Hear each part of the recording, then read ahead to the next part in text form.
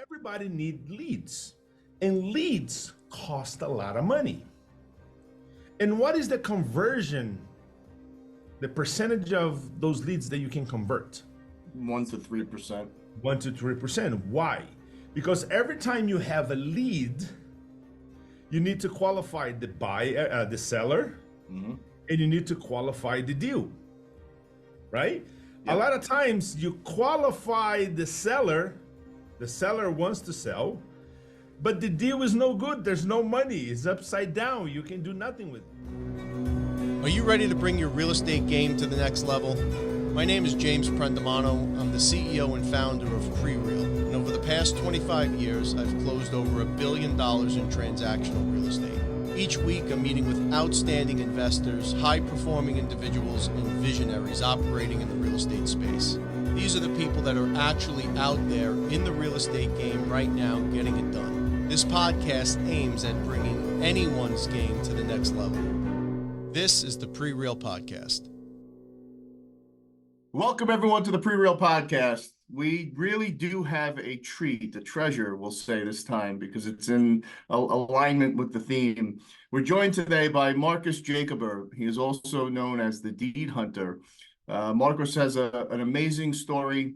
We're going to walk through tax liens and sales and deeds, and we're going to get into the weeds on this incredible program that Marcos has put together for free, by the way, folks. Super important. He has a masterclass that he offers, but we want to start, as always, with getting to learn a little bit more about you, Marcos. So what caught my eye, and the reason I really wanted to have you on the show, was you've got a dynamic personality. You're super relatable and approachable, but your story is amazing. It's inspirational. Folks, this is someone who came to the country, I believe it was in '98, with $100 in his pocket and a dream. That's right. And several thousand transactions later, you're living your best life. So congrats on that. And kick us off, man. Tell us a little bit about how you came to America and what your thoughts were and how we ended up where we are today. So first of all, thanks for having me here. And what I want to point it out is what we're going to be discussed here, it's mind-boggling that only 5% of the US population knows about it, right? Very often I got invited to speak at a real estate conference.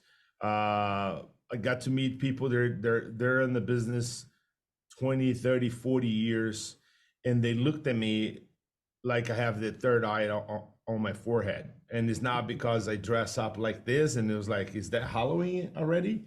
But it's because, they cannot believe that such a structure exists, right? And like you said, you probably picked that up already. I'm not from the United States, I'm from Brazil. But although I am a Brazilian, my life wasn't always a carnival. And I decided to come to the United States in pursuit of the American dream, right?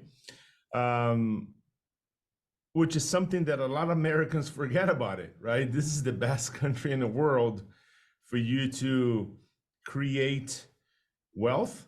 We are now experiencing one of the best eras in human history to create wealth, right? There's so many different strategies, AI technology, the world it's a very fast paced.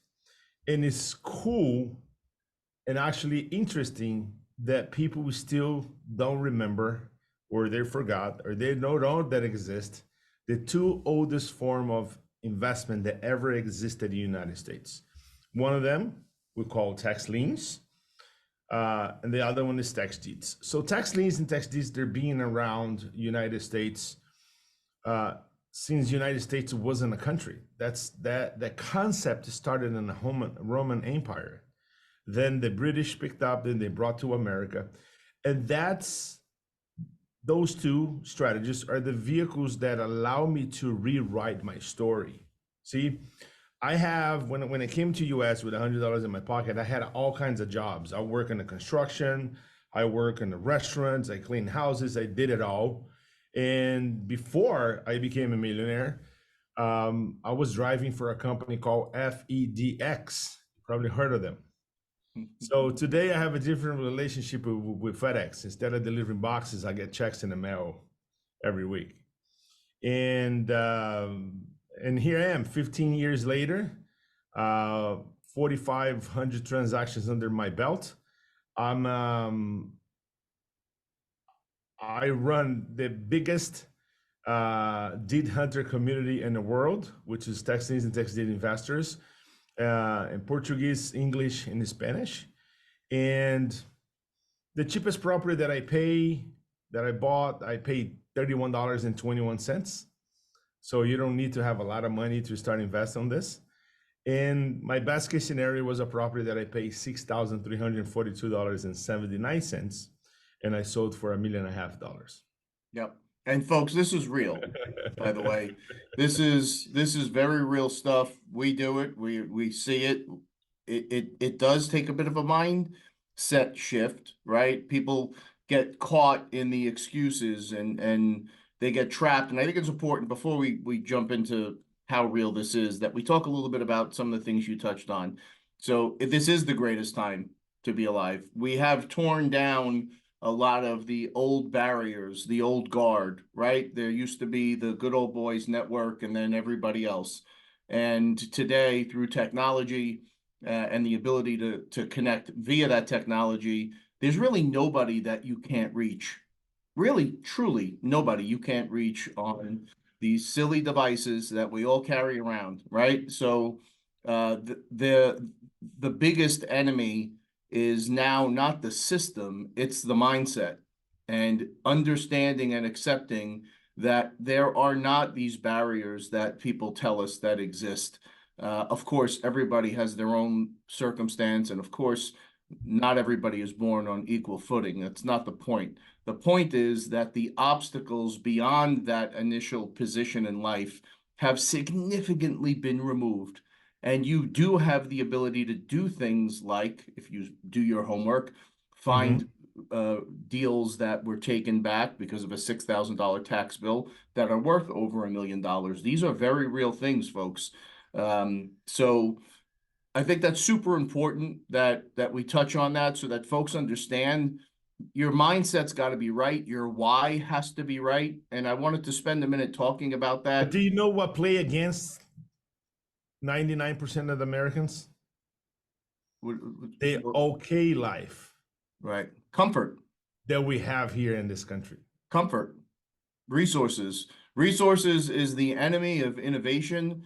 Resources is the enemy of innovation. It is absolutely, when you're comfortable, you tend to not take those additional steps and to not push. And in this country, we have created such a bar of comfort, even those that are not born with some of the benefits that some of us have been born with.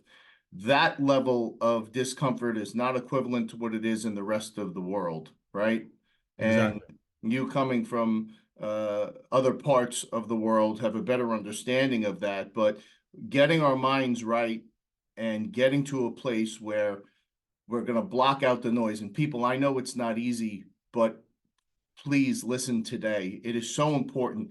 Block that shit out of your minds. If you're ready to take the steps, let's take the steps. And Marcos is going to walk us down the path of how to take some of those steps so that you can make these transitions. This is very real. We've done it ourselves. Marcos is living proof of it. So if you're ready to really get to your why, let's get to it and let's go. So with that, talk people through the program. Where do you start? What's the first step? So I'll tell you what's the first step. You mentioned something about mind shift, and you also told me that a lot of the folks they're watching us, they're from the real estate world. Mm-hmm. And I haven't seen many times in many conferences, right? And we have many different strategies that allows you to make money and create wealth through real estate. But one thing that I do not understand, and my goal is not to convince you to become a deed hunter, is not to convince you that the strategy that you're working on, it doesn't work. Every strategy you have the good and the bad. But what I don't get is every time a multifamily guy is gonna hop on the stage, is gonna talk about how wonderful multifamily is. He needs to trash the guy who does the storage. And then the guys who does the storage in commercial real estate goes on the stage and said, at least I don't have to do with toilets and this and that. And everybody mocks the guy who does single family, right? And I see this is almost like an ego battle. Mm-hmm. And what I think tax liens and tax deeds are good and will help and will improve your real estate business is because the tax liens and tax deeds are the essence and the source of anything. So watch this. What is the number one thing that you need in order to create a real estate deal? I know it's a catchy question, but what is the genesis? The one thing that generates is responsible to generate any real estate deal. What is it? You need, in my mind, you need two partners that are willing to transact. Really, that's all you need is. Right, but that comes from a lead. Yep. Without leads, there's no real estate transaction. Yep. Would you agree to that? Absolutely. Perfect. So all the real estate strategies that you're going to utilize, it needs leads. And there's many ways for you to acquire leads. You can leak thousands of envelopes. You can send postcards. You can do skip tracing. You can run ads, right? On YouTube, everybody talks about how wholesale is wonderful, but if you're not putting $50,000 in YouTube ads, you're not playing the big game, right? Yep. So everybody needs leads, and leads cost a lot of money. And what is the conversion, the percentage of those leads that you can convert? 1 to 3%. 1 to 3%. Why? Because every time you have a lead, you need to qualify the buyer, the seller, Mm-hmm. and you need to qualify the deal, right? Yep. A lot of times you qualify the seller wants to sell, but the deal is no good. There's no money. It's upside down. You can do nothing with it. A lot of times you qualify the deal is wonderful, but the seller is not stupid enough to let the property go below market value so you can make some money. And then there's the deceiving part of it. There's all these gimmicks that, we all learn, right? Otherwise, we don't make money. So we have in US right now 3,144 counties. Texas has 254, Florida 67 counties, right?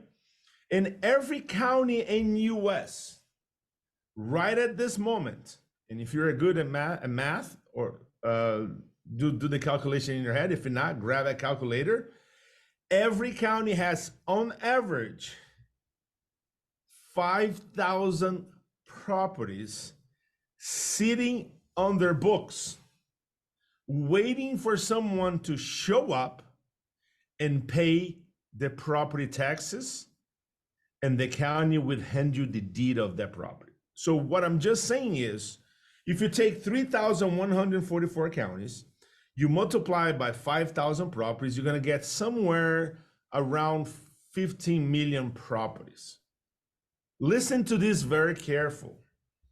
We have right now, free of charge, public record, it's in your cell phone, 15 million leads. And you know what's the most interesting about? You don't need to qualify the seller. Now because you're always gonna work with a motivated seller, which is government. Let's pause for a moment there and explain to people why, because I can hear people saying, "Oh, there's no way that you could just call the counties and buy the tax."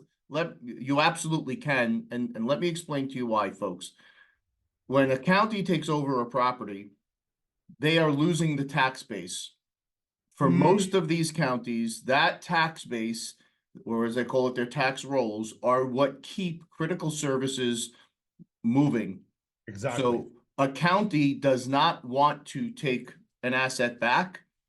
They're not real estate owners and managers. They are now responsible for it. They have to board it up. They have to make sure that there's And, not. and do you know why the county doesn't call Remax or Coldwell Banker and put all those properties on the market? Do you know why? No. Because by law, the county cannot do that. It's a conflict of interest. So the county is not in the real estate business. The county is in the tax business. The county can only sell the property to whoever pays the most. That's it. That's what the law says. You have, as Marcos is describing,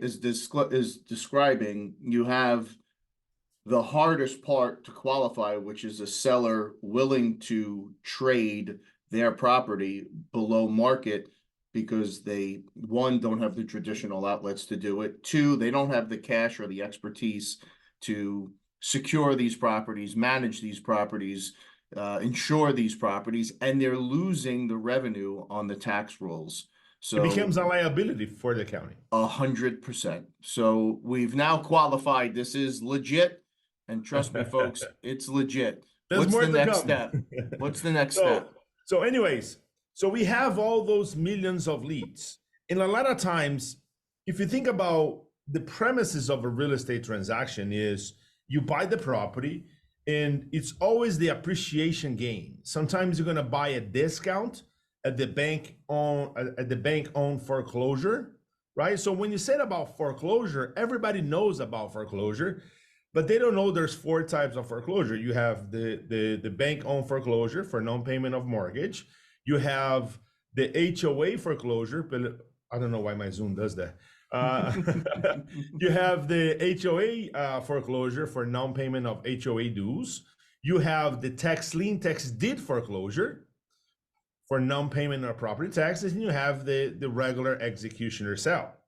So why, you probably now scratching your head thinking about why I never heard about this or why I don't see a lot of people talking about, because there's a lot of smart and very successful real estate investors. They do very well in the space, but they don't understand. And I'll tell you why 95% of people knows about bank-owned foreclosure and they don't know about tax liens and tax deeds. And why some of those concepts will sound like it's unreal. Mainly, the number one thing is information, right? When the bank's gonna promote a foreclosure sale, the bank hire a private company, an auctioneer that's gonna promote, and the goal for the auctioneer is to bring a lot of investors, because more competition, the bids are gonna go higher. And that's why in a foreclosure space, you're probably working with the spread of 20 to 30% if you're lucky, right? On the tax deed stuff and tax lien stuff, like you said in the beginning, this is run by the county. The same sheriff who is like patrolling the streets, arresting people, is the guy who's gonna show up at the courthouse and run the auction. Yep. They're not professional. They're not from this world. And think about this. Counties, so let's say you have a house, right, that's worth $300,000 and the tax bill is $6,000, okay? And the county is gonna auction that property at the tax lien, tax deed auction. And if I go there and I pay $100,000 for that piece of property, I actually overpay $94,000. Does that make sense? Mm-hmm. That's what we call overage or excess proceeds. By law, the county can only keep the $6,000 that's owed in taxes. So there's no incentive from the county to promote the sale, to educate people on the matter. Especially even if you call the county, what you're gonna hear is like, we can give you any legal advice. Even people that work in the county, they don't know how that works. It's mind-boggling. And that's why it's the most kept secret. And you can buy all kinds of properties on this. You can buy multifamily, you can buy commercial, you can buy single-family residentials, and you can buy another thing it should be a mind shift. 60% of the properties that you're going to find on the list and on the auction, and I'm going to explain how that works in a little bit, are land. And also, that's another thing. Most real estate investors, they think land are not sexy. Yeah. They rather buy this many doors. They rather buy this many, single family homes, but they don't understand percentage. I can show you there's thousands and thousands of pieces of lands out there. I recently bought in a place called Bella Vista, Benton County, Arkansas. It's the #1 county in Arkansas, 40 minutes from Walmart headquarters. There is a subdivision called Bella Vista, very upscale. They have 5 golf courses. They have 3 country clubs, 11 lakes.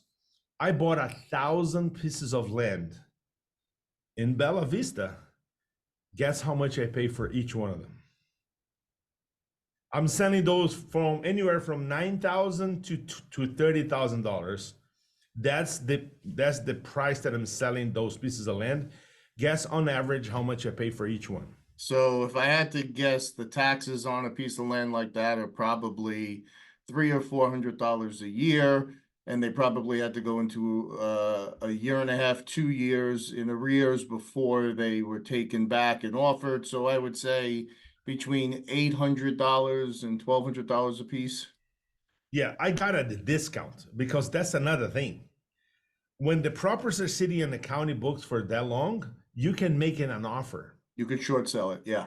You can short sell it. So I pay on average $350. Woo! Beautiful. So calculate the ROI on a $350 investment if you sell it for $10,000. Let's get a minimum price. Yeah. So you can't get this anywhere. So think about this. Most real estate transaction, the premise is I either going to buy a 20, 30% discount. Mm-hmm. I'm going to put some work into it. And I'm going to, most of the time, work the appreciation game. Mm-hmm. I'm going to wait for the property to appreciate so I can sell. When you play tax liens and tax deed games, I don't need to wait this time of appreciation because I'm already buying the property at 95 to 50% discount. So I can turn around and sell it tomorrow below market price and still make money. So I can shorten the time which I have to hold the assets in order to produce ROI. Does that make sense? Makes perfect sense. And in these rural markets, you don't get the benefit of appreciation like we do in at least historically, like we did in the big cities, secondary and tertiary markets. Those who listen to my show have been hearing me scream about this for 4 or 5 years now, the decentralization from the big cities. But to your point, even if you have a market where values have been relatively stagnant for decades, it doesn't matter because you're buying at a discount to that stagnant number. And my goal is how much this is worth at the market, how much I can get for, and now I know how much I'm going to make in between. And one of the things that I do with those pieces of land to make it even easier, we do a lot of, owner finance. I'm the bank. Yeah. I buy a piece of property for $350. I get $1,000 down payment. I'm already got 200% return on my money. And now I have this mail money that's going to come in. And if you do the calculation with $100,000 and you buy lots for $500, you can buy 200 lots. If you get $1,000 down payment, that's $200,000. So you already double your money. And now you're going to have 200 checks of $300 showing up at your door every month.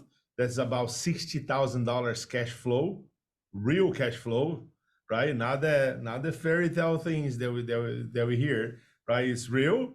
And in 3 years, you're probably going to make about $2.5 million with 200 lots.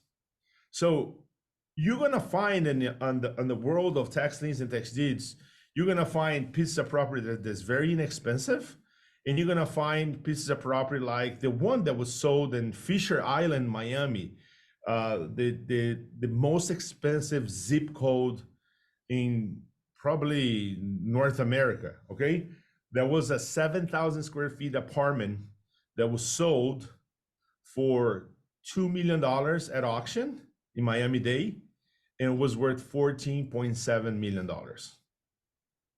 And the guy didn't pay $650,000 in taxes.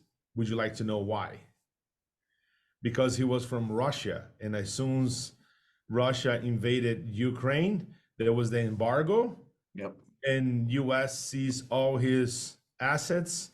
You know, U.S. government seized all his assets. He was unable to pay the taxes, and somebody made $12 million in one piece of property at that auction.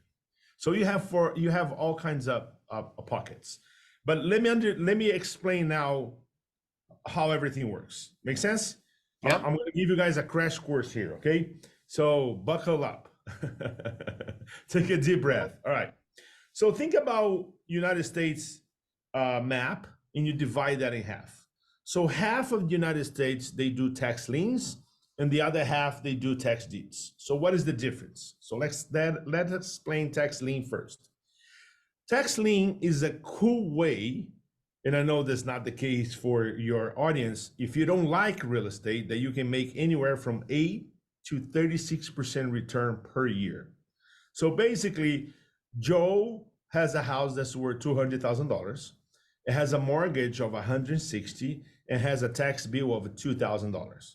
Like you said, the county needs the money, the property tax, to provide all the services. But the county knows that every year about, get this, 30 to 40% of people don't pay their property taxes on time. So what the county is going to do, the county is going to record a lien against that property, which will become the tax lien. Until that time, the bank was the first lien holder, correct? Mm-hmm. When the county records the lien, the tax lien against the property, the county becomes the first lien holder. Why?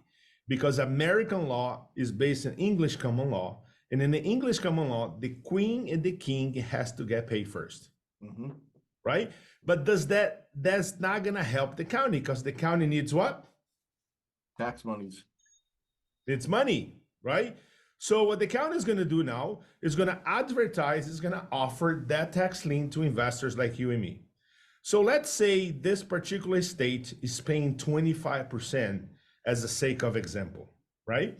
So I go in, I write a check to the county on the amount of $2,000 in exchange of that tax lien. Mm-hmm. So when I pay for the tax lien, the county is gonna transfer the tax lien to my name, and now I have two rights. First right is to collect any penalty or any interest that tax lien will generate. Second right, in case of non-payment of that tax lien within a period of time, we call that redemption period, right? I have the house as a collateral, okay? So the percentage varies per state. 8% to the lowest, which is Colorado, all the way to 36%, which is Illinois, right? Illinois pays 18% every 6 months. The cool thing is, this is the only investment vehicle that is guaranteed by law. So in my book, right, when you guys subscribe to watch the masterclass, which is free, by the way, you're welcome. You're gonna receive my book. And in my book, it has a bet. And right now we are at $20,000. And I added $2,000 every year. It's been 10 years that I started this. If you can prove to me that there is another investment vehicle out there that gives you more than 25% return per year, and it says guaranteed by law, and you execute that strategy and you prove that works, I have $20,000 for you. It's been 10 years, nobody was able to prove that such a thing exists. Mainly because no investment vehicle it's guaranteed by law. They look, there's a reason, there's the expression, there's certain things you can rely on in this world and certain things that are guaranteed. Death and taxes are two of them. So in the tax lien strategy, folks, what's happening is the individual is not at a point of default where they're actually taking title back. The county just wants their money, and you're stepping into the shoes as the collector now. When the county says, okay, let's say it's $2,000, you pay us the $2,000, you're now guaranteed X% until you get paid by the individual that is owning the home. And if you don't get paid by that period of time, then it does kick off a whole nother series of foreclosing and satisfying, even though you're in first position. So your first money out, you do still have to satisfy the second, third, fourth positions that come behind it. No, that's not correct. That's not correct. When you're foreclosing on a tax lien? When you're foreclosing a tax lien, everything that's below the king gets wiped out. So the mortgage no longer exists. If you go past an auction and then they get wiped out. But if you get to the auction. No. So the way it works with tax liens is this.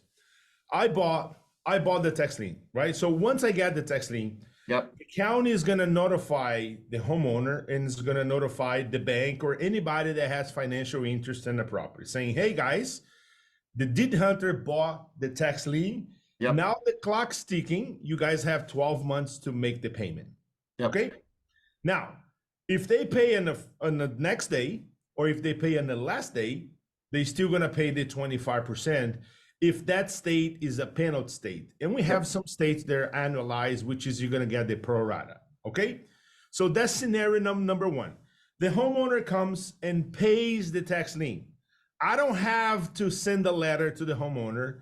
I don't have to call them every day and harass the homeowner. In most states, that's even illegal. The cool thing about this, the county does all the work. I don't do anything. I just write a check and I wait for a check to arrive. That's scenario number one. The homeowner comes forward, pays the tax. The county is going to charge them $2,500, and then by law, the county has only 4 days to send me the money. Okay? So as soon as the homeowner pays, 4 days later, I got a check in the mail for my initial investment plus the 25%. That's scenario number one. Scenario number two, the homeowner doesn't pay. The bank does not come forward and protect their interest in a property. They don't pay it. And it happens more often than you think.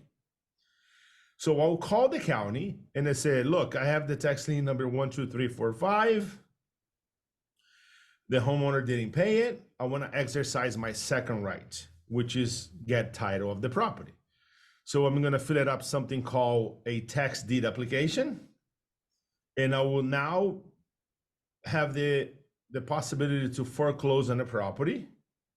Once I do that, the mortgage, mechanics liens, any secondary liens besides the liens they'll generate by the county, UN's liens, code enforcement liens, demolition liens, sidewalk violations, they all got wiped out.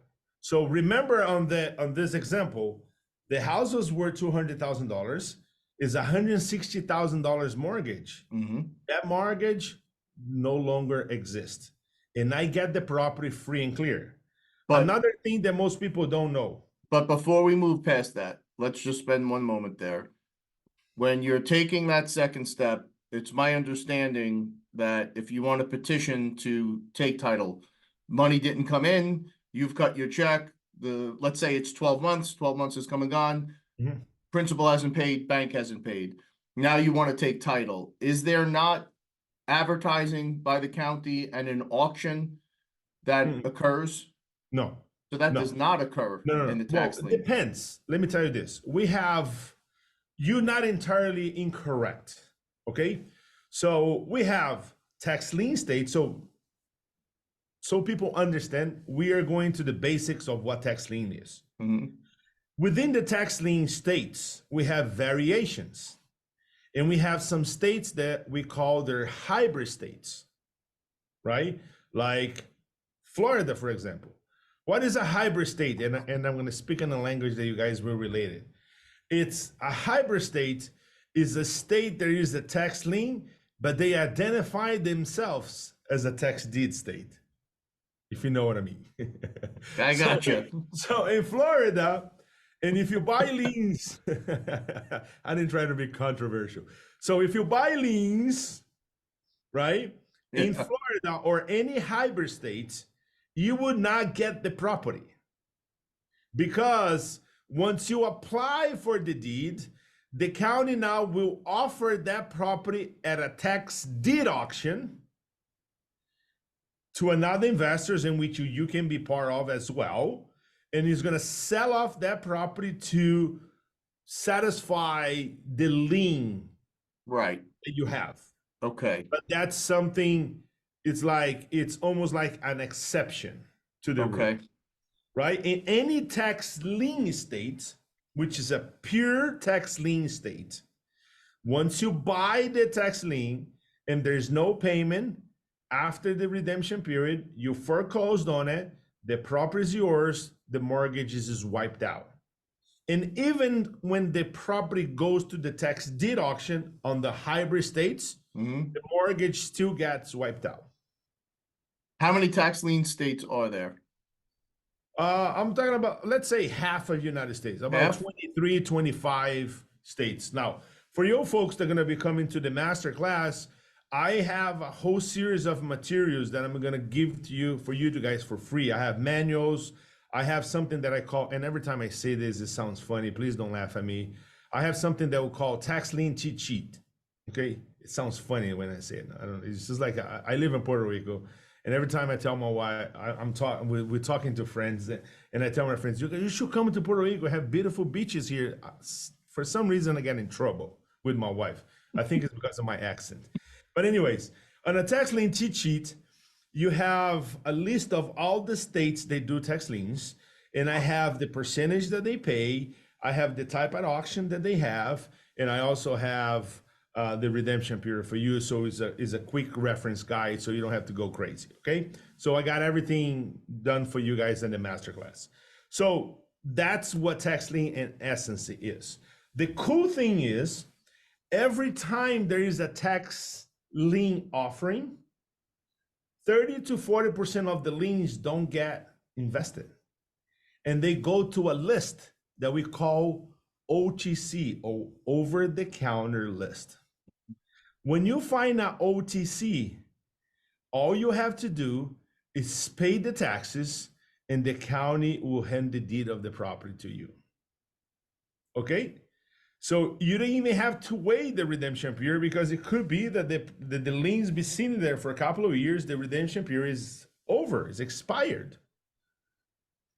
Like if you buy tax lien in Indiana, for example, you can make 20% in the redemption period. It's 4 months, 120 days, right? So that's tax liens.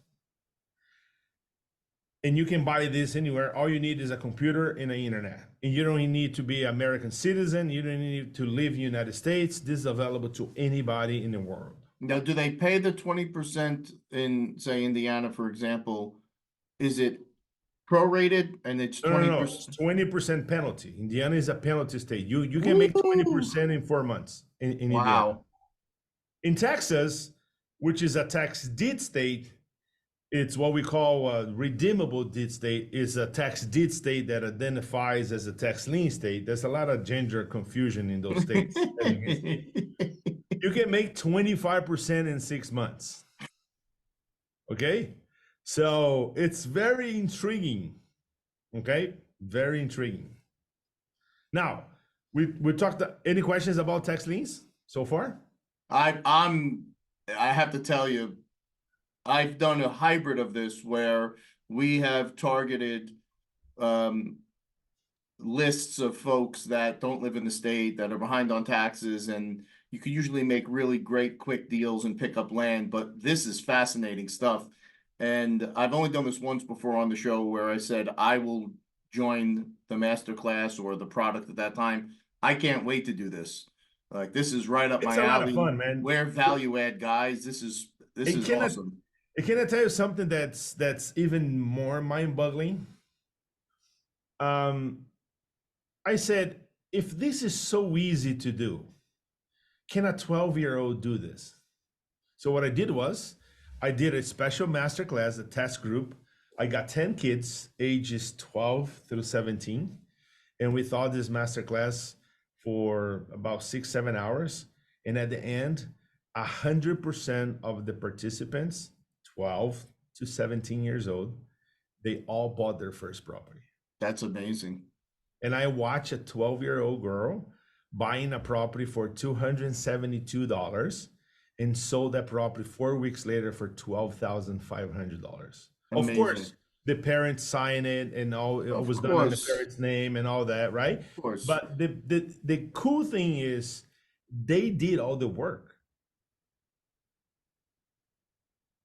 right? And kids are now, running around, chasing imaginary Pokemons, for God's sake. Yeah. And they get very fascinated in hunting for properties. And amazing stuff. 7 steps. That's it. The underwriting process is very easy. 7 steps. And I'll tell you guys in a little bit what that is. So we have tax liens. So let's get the other part now. So we have half of the states, they do tax deeds, which is something very, very just like tax lien. The only difference is after the period in which the tax lien is owed and the county records a lien against the property, the county would not offer that as an option. The county is going to wait another year for the homeowner to pay it. And if the homeowner does not pay it within 1 year after the due date, the county is going to start a foreclosure process, which might take another 6-7 months, right?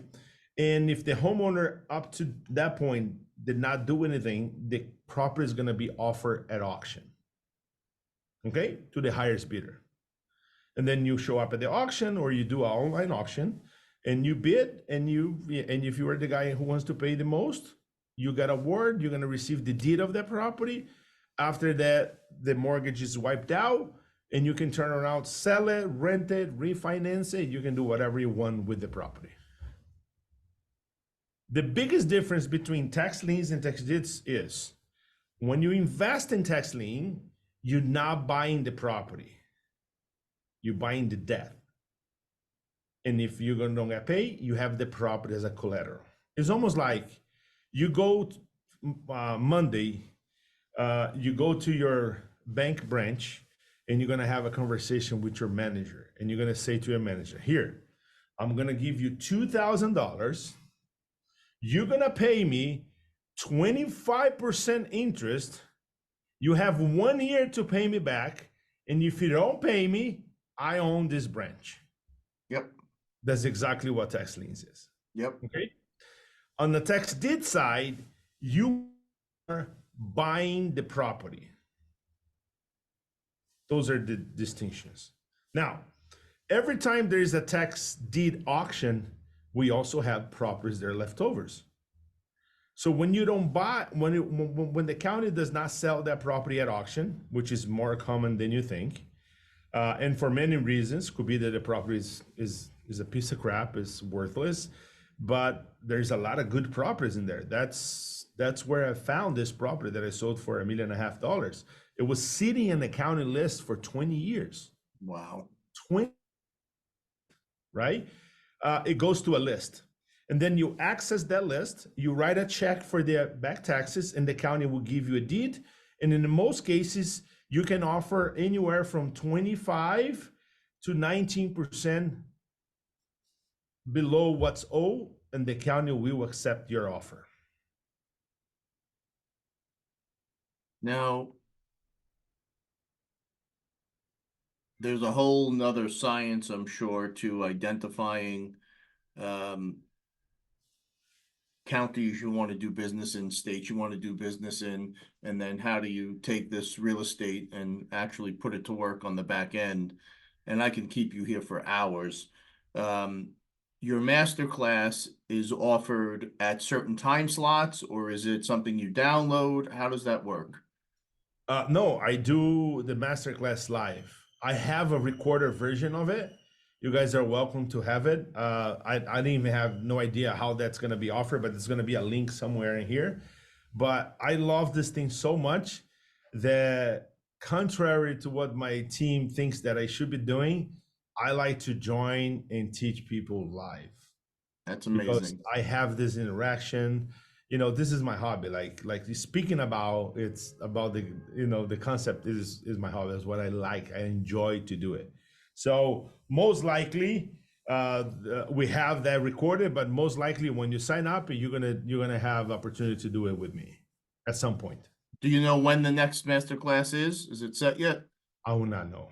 Okay, so what we're gonna do then is, folks, we'll have all the information We in. put a banner here. Yes, we Yeah. just put a banner here. We'll put everything below, and whatever this next masterclass is, barring me being on a plane, I'm gonna be in it because I think this is fascinating stuff, and I do know it's real, and I do know the potential. And it's crazy. I've been in the business for, Christ, 25 years at this point. Where are you based at? We're based out of New York, but we now have a headquarters in New Mexico. We Yeah, so New decentralized, York, so the only place you cannot buy tax lien, New York is a hybrid. You can buy tax liens and tax deeds in New York. The 5 boroughs are tax liens. You Mhm. cannot buy that because it's been for hundreds and hundreds of years. There is a mafia that buys everything in bulk, yeah. right? But if you go to upstate New York, okay, there's a bunch of tax deed, and I have invested a lot in upstate New York, Albany, Orange County, all Buffalo, all those counties in there. The cool thing is, auctions in New York are done online. The cool thing is, when you go to the auction page, they inspect the property for you. They take pictures of the in and outs of the property. There's repairs estimated, provided to you. So it's very easy for you to purchase those kinds of assets in New York. So I love New York for that matter. Yeah, so we have a headquarters here. We're also headquartered out in southern New Mexico in Sierra County. We're doing a lot of work out there now. I'm fascinated with this, and I can't wait to learn more. And it, as I was saying before, Marcos, you have some success in something, and you kind of fall into this routine where you do what you know what you do, but if you're not a lifelong learner and you're not subscribing to that kind of a mentality, you miss stuff like this. The whole reason that I do the podcast started off as a point of discomfort for me because I'm not great with the one-on-one chats like we're having. So I forced myself to do it and get comfortable with it. But then it's just become this amazing resource where I'm meeting just brilliant people that are willing to share their information. They've inspired me to put together an institute and a course so I could share my information, and all of these tips and tricks. It really is how you build wealth, man. This is really transformative stuff, and it will change your life if you lean into it. So I can't wait to do this. Imagine this: you have your full operation and you do what you do. Multifamily, commercial, storage, whatever floats your boat, Airbnb, okay? But imagine once you understand this concept, which is simple, it's very simple. And if you're doing real estate, you already know how to underwrite a deal, okay? And I'm gonna lay it out the 7 steps so you guys know how easy that is. A 12-year-old was able to do this, okay? So imagine if you do that and you create a subdivision, or you create a small team, 1 or 2 or 3 VAs. That's exactly what I'm doing. Okay, I have 50 VAs. I research about 30,000 properties a month. Okay, so you get 1 or 2 or 3 VAs for $300 a month. Okay, to research properties for you. 1 VA for $300, they will research about 1,000 properties per month. Out of the 1,000 properties per month, I guarantee you you're going to be able to buy, and I'm going to be very conservative, at least 25% of those properties. So you're going to find at least 250 deals.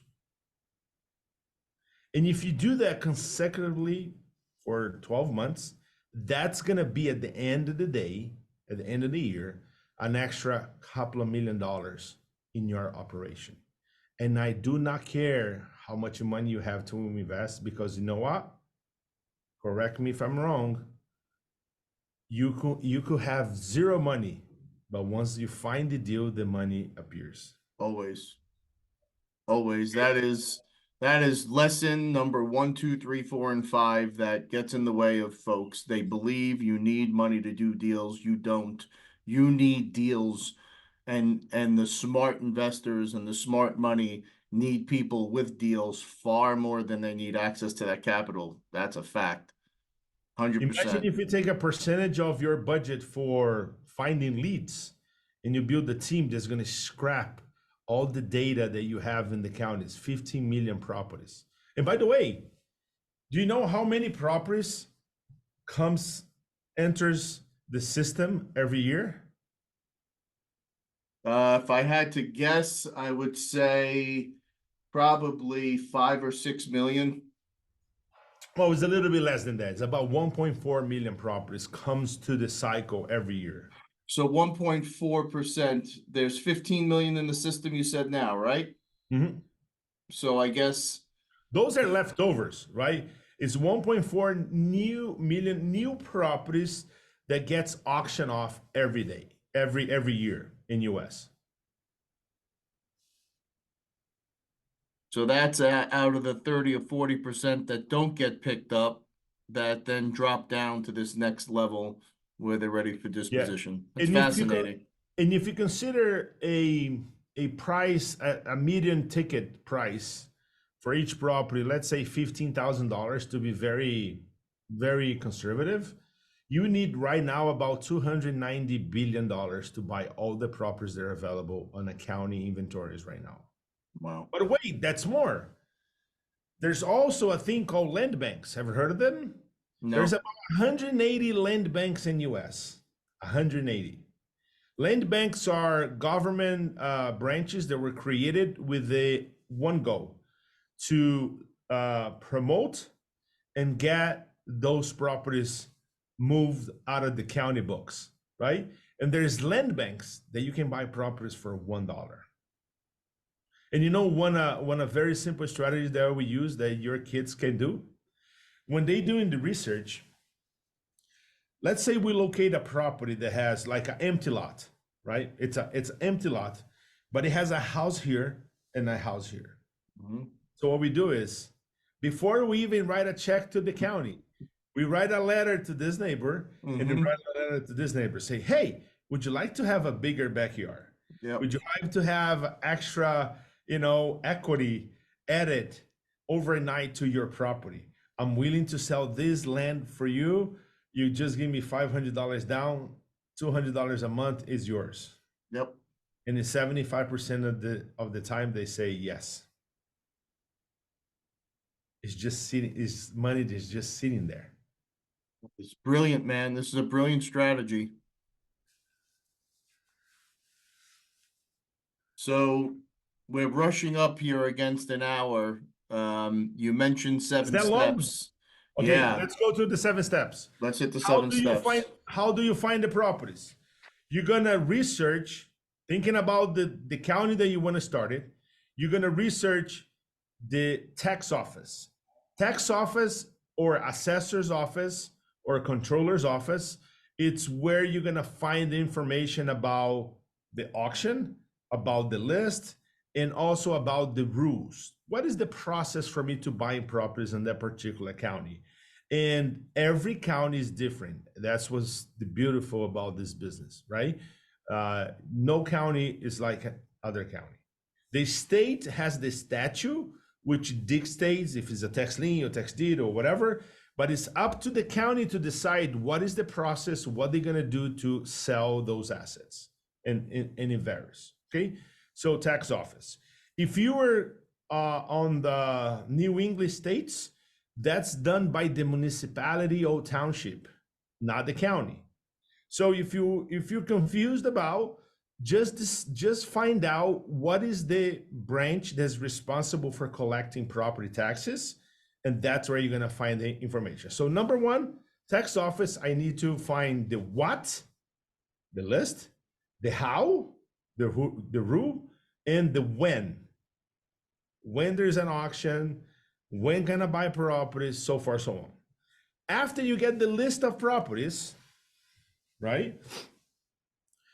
You're gonna have a list of properties with parcel numbers, legal descriptions, all this stuff. You're gonna go to the appraisal district, which is the second step. Or you can use Landglide, or you can use Regrid, right? So now you're gonna take that parcel number, that's the clue that you need to go to the next step. You're gonna take that parcel number, it's gonna plug that in, it's gonna have all the property information. Is that a land? Is that a piece of lot? Is that a land? How big it is? Is that a house? Is that an apartment? Is that a funeral home, right? What is the zoning, right? What is the size? That's when you're gonna find the property information. There you're also gonna look for the GIS map because you wanna locate where is the property, and you're gonna get the address. Then you're gonna plug that into the step number 3, which is Google Maps. Because now you wanna compare Google Maps with the GIS map to make sure you're not buying the wrong property. And also when you go to the Google Maps, now you have the street view, you can sense what kind of neighborhood you are dealing with, who's gonna be your target customer that's gonna buy that property from you. You're gonna see how far is the Walmart, right? What is around it, right? Then after that, you're gonna go to the FEMA.gov and you're gonna check for the flood zone. Properties in the flood zone are not bad. You wanna avoid properties in the floodway, because they have no commercial value because you can never build anything on it.